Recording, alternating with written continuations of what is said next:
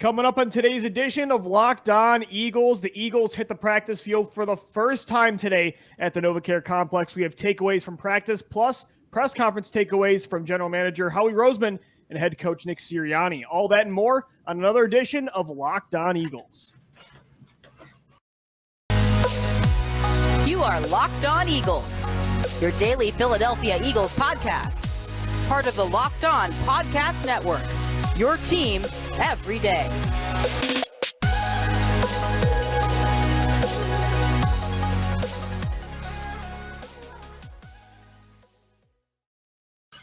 We thank you so much for making Locked On Eagles your first listen each and every day. Welcome in, Eagles fans, to a Wednesday edition of the show. I'm Louis DiBiase. He's Gino Camilleri, available free and on every podcast platform, on YouTube and video form Monday through Friday. And on Twitter, we're always talking birds at Locked On Birds, at DiBiase LOE, and at GC24_football. Gino, I know yesterday we said it's the start of football as the Eagles reported to the NovaCare Complex to start training camp, but today really felt like the actual official start of the football season, as there was a practice, only 58 minutes long, but nonetheless, we'll get into some takeaways later on the show. But just overall, great to have football back, man, down in South Philly. I'll be there next week. Can't wait, and football season's back.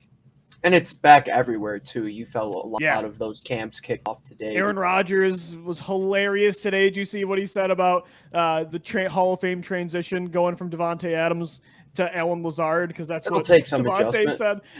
Yes, it'll take some getting used to. Absolutely. Yeah, the NFL's back, man, everywhere.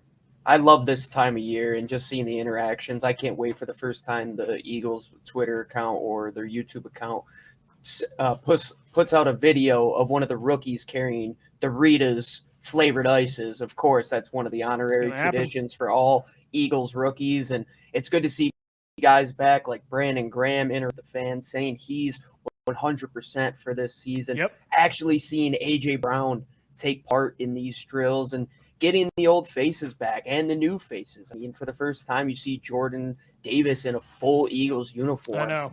Talk about a freak of a human being, man. He is going to make life very miserable for a bunch of different offensive lines. And speak of offensive lines, I think we got our first look into what could potentially be that combination moving into this year, outside of Jason Kelce, who is still on the COVID he's return still protocol. Going through the COVID return. Same with, I believe, Fletcher Cox and Zach Pascal. So not everybody's starting practice today for the Eagles, but they come into the season as healthy as they've been in a very long time. And Gino, that's a good thing. I was talking about it on the podcast yesterday, and I loved hearing Nick Sirianni talk on his press conference today about, managing soft tissue injuries, sports science, how they're really diving in to make sure they're healthy starting the season, because we've seen so many years in the past, they weren't just limping to the finish line, but they were limping out of the gate. And so to see this team be very healthy, to hear the head coach talk about specific ways that they're going about keeping this team healthy, it was so crucial last year in turning around the season. And right now, again, on the PUP list, they only have Tyree Jackson, Richard Rodgers, Brett Toth, and a couple other role players, or guys that might not even make the roster. I mean, they haven't been that healthy in a long time. So it's great to see that availability. Even going back to last season, the big question marks was the availability of Brandon Brooks, right? And he never came back. And I saw some crazy statistic that him and Lane Johnson never played a full season next to each other, which is utterly shocking to me. Yeah. And you have the ability with Isaac Seumalo, who, he was a little banged up last year, but you bring him back, he's been a sturdy piece for you. They were trying Jack Driscoll at the second center position behind Cam Jurgens. Of course, Jason Kelce was out. One of the names we haven't talked about on the offensive line, Lou, Coyote Awosika, out of the University of Buffalo last year. He's getting second-team reps at right guard, so that might be another name that you throw into the equation. These little nuggets that you get, I kind of just like to map them together. It isn't what's going to be out there preseason week one, or let alone week one of the regular season, but just shows who they initially trust to run the drills correctly, to just go out there and set the pace day in and day out. And I'm excited to see everybody back in the building. You see all these clips coming out of throws to A.J. Brown. You see guys like Aaron Moorhead coaching and it was up only the wide receivers. Yeah. And, it was only a 58-minute practice. But, again, they're going to rev it up throughout the summer. And, again, though, it's going to be lighter. That's what Nick Sirianni and this organization is prioritizing, because it is about the health of this football team. Absolutely. You know what I mean? So, there were things to take away for sure in this practice that we'll get into. But I think, too, the press conferences, again, I loved hearing Nick Sirianni talk about the, soft tissue management and just overall keeping this team healthy. But, as you mentioned, you see all these old faces like Brandon Graham coming back for year 13, but all these new pieces they've added. And I feel like every show we do start by saying, this team has a ton of expectations. We're going to get into why. But it was really interesting to hear Roseman and Sirianni today talk about those expectations, especially Roseman, because he's no stranger to the Eagles being extremely hyped in the offseason because of a team he put together, right? 2011, the Dream Team era. You also look at 2012, the Redeem Team. There was a lot of hype around that team to bounce back. And I think, after 2013, 2014 had hype. And then, the 2 years after the Super Bowl. And as he mentioned today, I love the quote that he said, some of the times our most talented teams weren't always our best teams. So he knows, Sirianni knows, they have to not only collect all this talent in the offseason, but now they got to put it all together and take things day by day. That's how they turned the season around last year. It can be really daunting when you're 2-5. You have to take things day by day. And it can be tougher when you have loftier expectations. But it's good to hear that discipline with this team, especially from somebody like Roseman, who's gone through it and has learned this the hard way. And to see the head coach also practicing what the GM's preaching, I think they're on the same page. And it's why I feel better that this team won't fail to meet expectations to a certain floor, unlike those other teams. One of the first things you have to do, and you mentioned this prior, is not limp into the regular season. With these expectations, you expect all of these players to come in and play a role that you had set up and defined for them when you had acquired them. And this transition that they've had over the past 2 years, since I believe it was the old staff of the Rams who they had brought in here. Correct. That has been in charge of strength and conditioning. Yep. You've seen the hamstring injuries go down. Do you remember the one season where I think everybody on the team had a hamstring injury? At least at one point season? there was. And, again, like I said on the show yesterday, the management of these weird injuries like Jordan Howard's stinger didn't make any sense. And the advice Deshaun Jackson was getting. Carson Wentz era. Yeah, it just nothing ever made sense with injuries. And not to mention this team just simply put too is younger over the last 2 years. That's a big part of it too. Definitely. And that's one of the three things that Howie Roseman wrote on that piece of paper. Do they love football? Can they play? And can they remain healthy? And, I mean, being on the field is the biggest thing. So now with all of these older guys that you've brought in the youth to where you don't have this crumbling apart vehicle that you just try to put duct tape over, which was most of 17, 18, 19, and then 20, that car came crumbling down. No, you took this thing into the shop, you added new parts to it, you reinvigorated a lot of different elements, and the easiest way to make sure you're not hand-strapped going into the season is keeping them healthy, and that's the trend that the NFL is going to. Gone are the days of two-a-days. I'm coaching high school football. All my buddies back when I was in high school, it was 2-a-days, even 3-a-days. They're not even doing that at the lowest level, let alone at the National Football League. And that's the thing. The quote from Andy Reid when he always used to talk about Deshaun Jackson, put the Ferrari in the garage until Sunday. To an extent, you have to do that to get into the season, but at the same time, you have to be more efficient in your process. And I think that's what Nick Sirianni has come to find out. And I think some older school football fans are nervous about this, that you could come out of the gate rusty. And some people were pointing to last year's struggles early on because of the light practices they have. But I think last year, the reason for the 2-5 start was this team was trying to figure out who they were, their identity, both short-term and long-term. So I don't think that was a result at all. I think actually the slow starts the previous 3 seasons were a direct result of going too hard maybe in the summer and having all those injuries to start 2018, 2019, look at the chip years, 2020. Man.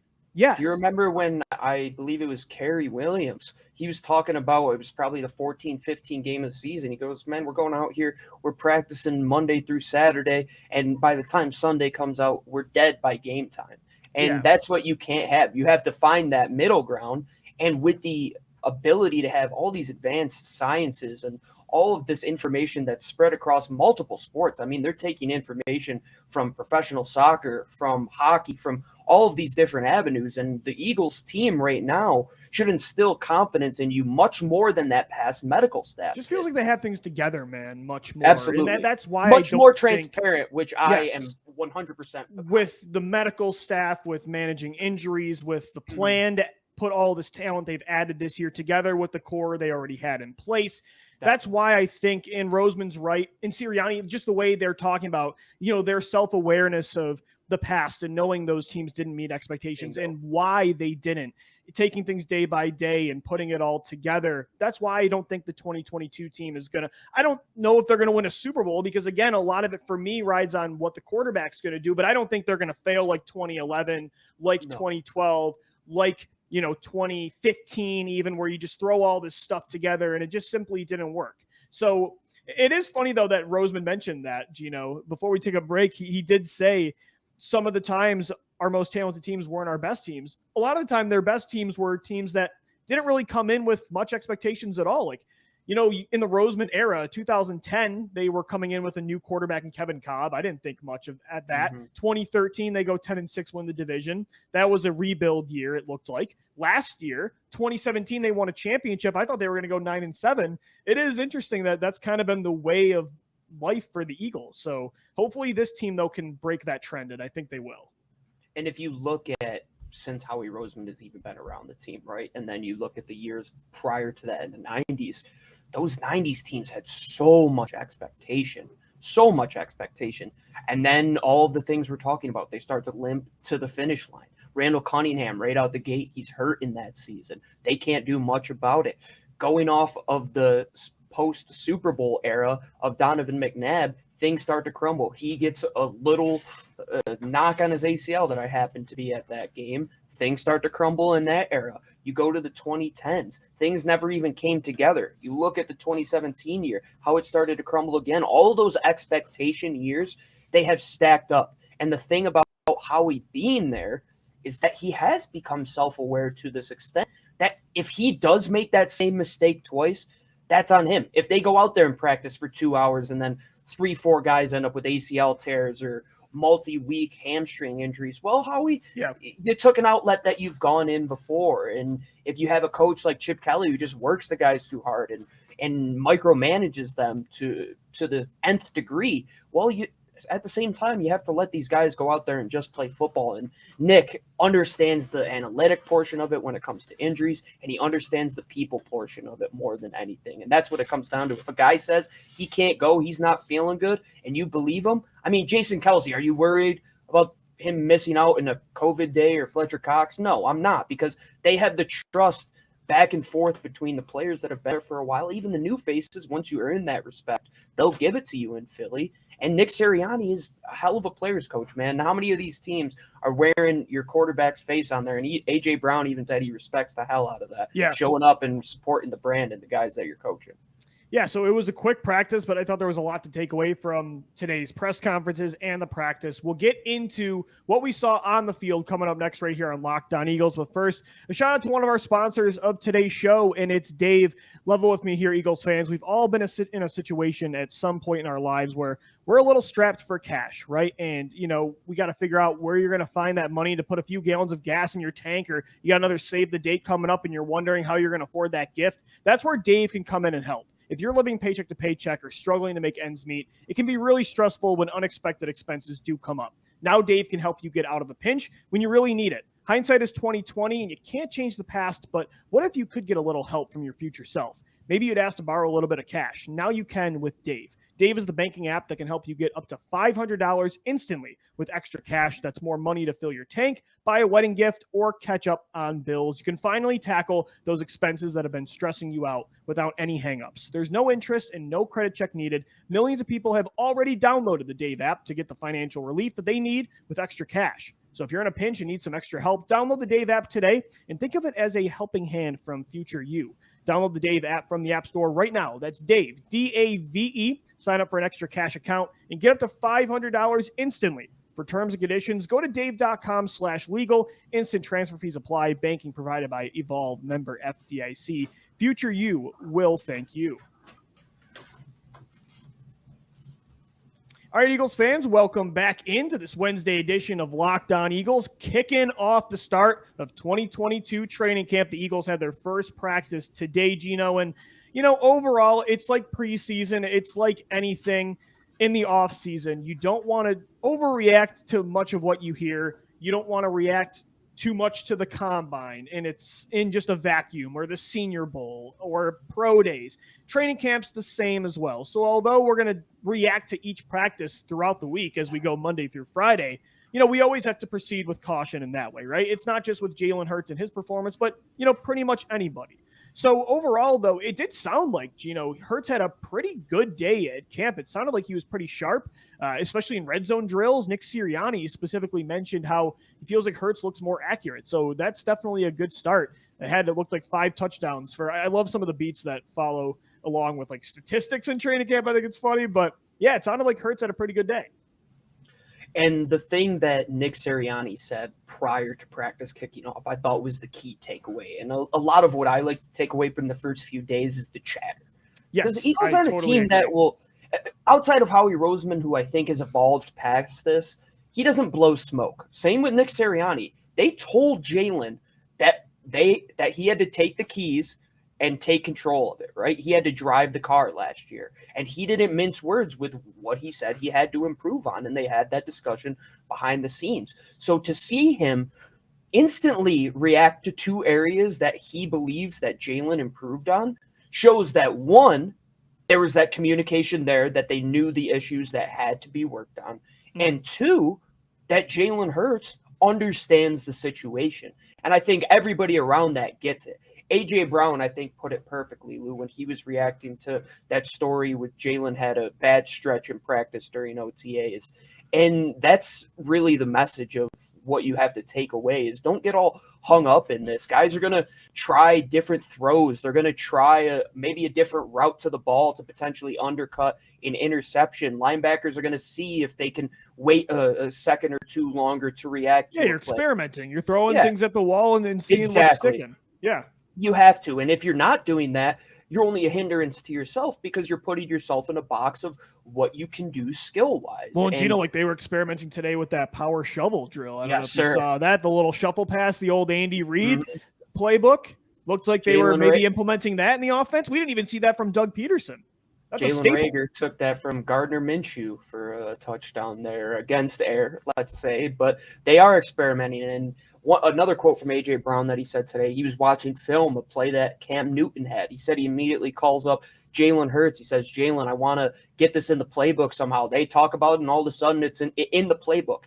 And that cohesion from the top down gives me the sense that, like you said, these teams aren't like that other team, right? Like even the Dream Team year, it didn't seem the cohesion wasn't there. And hearing the stories from guys like Asante Samuel and Deshaun Jackson and LaShawn, you saw that the cohesion wasn't there. Same with 2017.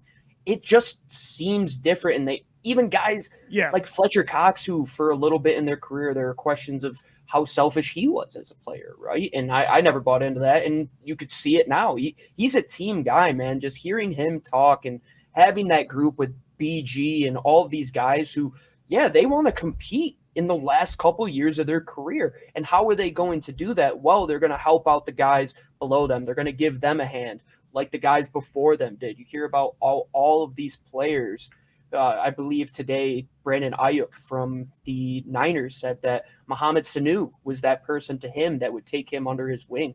If you're not having that in your organization and there's a clear divide between the guys that are going to inevitably take the job of the veterans, then you probably won't have. Or if there's a divide on what to work on too, Gino. And that's the one good thing is it sounded like back being to self-aware is that he was sharp in 2 areas that were weaknesses last year. It was passes over the middle. It looked like early on in practice, he was utilizing the middle of the field more. His first touchdown actually came over the middle to running back Kenneth Gainwell. Also, he sounded like he was pretty sharp in the red zone, which, last year the Eagles were a top 10 team in scoring efficiency in the red zone. But when it comes to passing, Jalen Hurts only had 7 passing touchdowns inside the 10. Granted, some of those were called back because of injury or because of penalties. So I want to use context there, but 23 quarterbacks did have more passing touchdowns inside the 10. It's tighter spaces. You have to be more surgical as a passer. You got to throw with more anticipation, touch, timing, have to have good vision, accuracy. Those are things Jalen has to work on. And so to hear today that he had some good connections with Quez Watkins, Devontae Smith, as I mentioned as well, Kenneth Gainwell in that area of the field is big because those are areas for Jalen that he has to improve on. So, there's good and bad. He had a couple of bad plays today where he threw an interception to Marcus Epps because he was late on a play, nearly a Brandon Graham pick. He underthrew Devontae Smith in the left corner of the end zone. But again, with practice, you got to take everything with a grain of salt and, use proper context. The real evaluation will come in a few months. It's going to be funny how people are going to try to spin this, that you talk negatively. I was laughing already. I saw the video of Jalen Hurts throw behind A.J. Brown, and I'm like, oh, here we go. And the comments were way worse than anything you have ever said. It was exactly what you would have thought. I'm like, we're back, baby. We're back. Football's back. This is Philadelphia Eagles football. But Jalen Hurts, that next step is taking that command and really honing in on those areas that Nick Peterson, oh my goodness.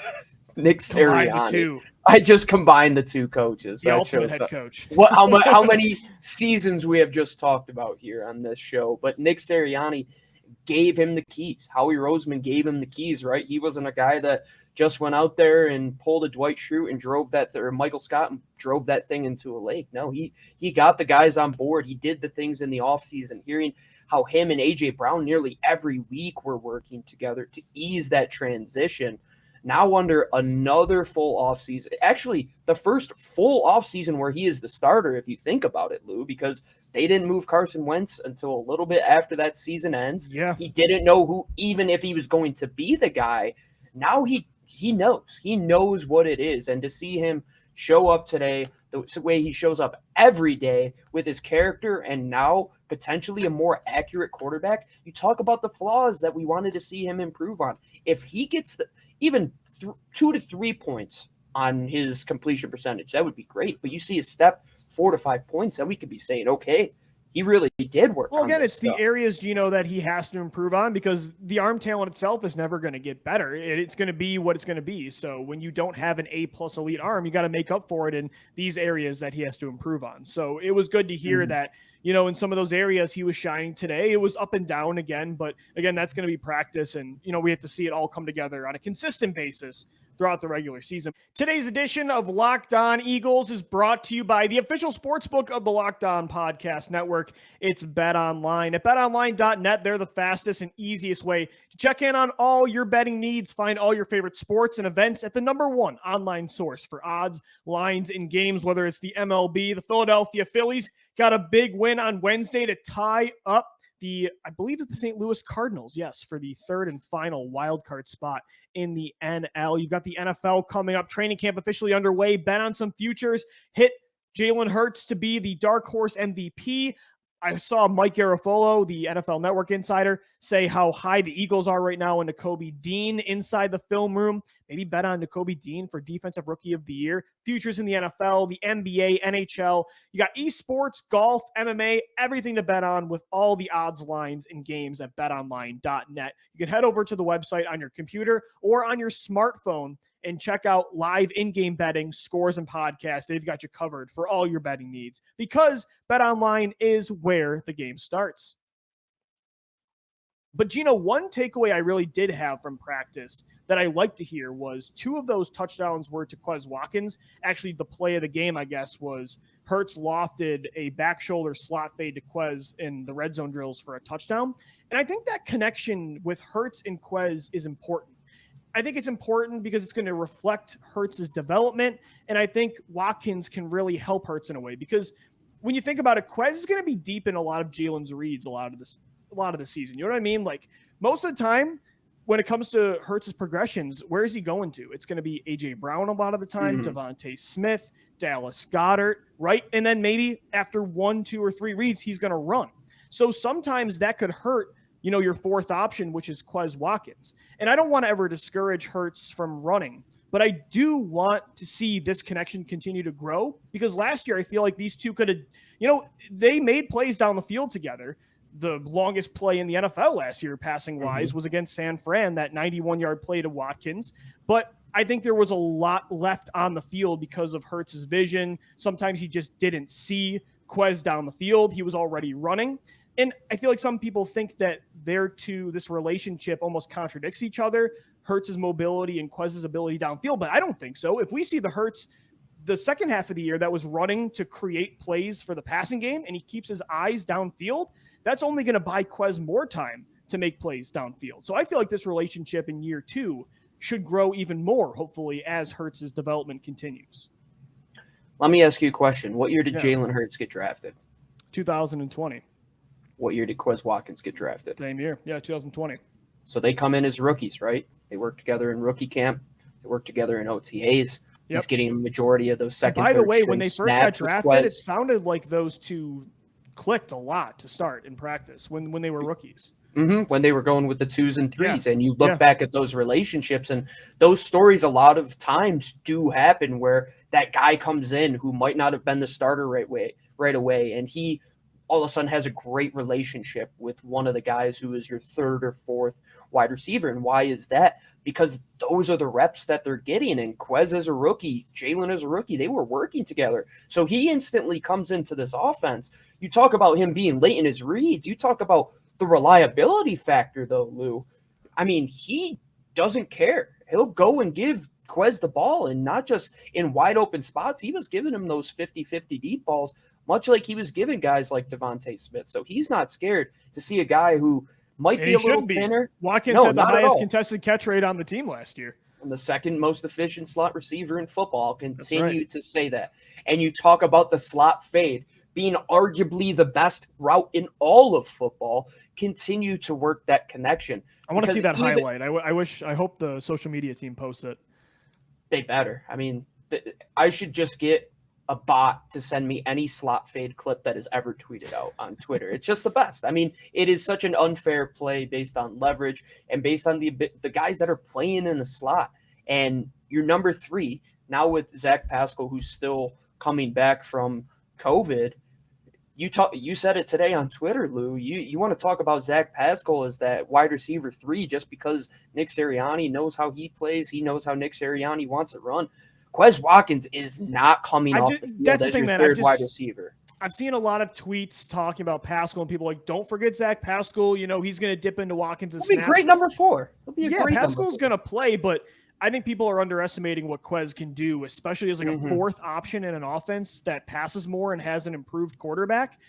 I think it's going to only help. And this team was confident enough that, yes, they wanted to trade for A.J. Brown, but they were hyping up Quez Watkins as a wide receiver 2 for the majority of the offseason. And they didn't know if the Titans were going to want to deal Brown. They were comfortable heading all the way into the draft process with Quez as that second most experienced player. Great point, Lou.